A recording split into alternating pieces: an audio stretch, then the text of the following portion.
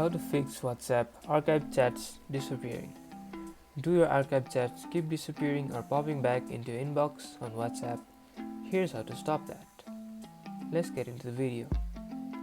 Go to WhatsApp and go to settings. Go to chats, then turn on keep chats archived. This ensures that archive chats stay hidden even when new messages arrive.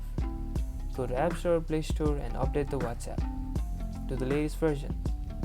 Some versions had bugs causing archive issues. Go to settings, go to apps, go to WhatsApp, then go to storage, then clear cache. Don't tap clear data.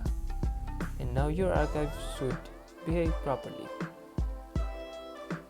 And that's about it. If you guys enjoyed this video or if this video helped you, don't forget to smash that like button and subscribe for more videos like this. Thank you guys for watching and see you guys in the next tutorial.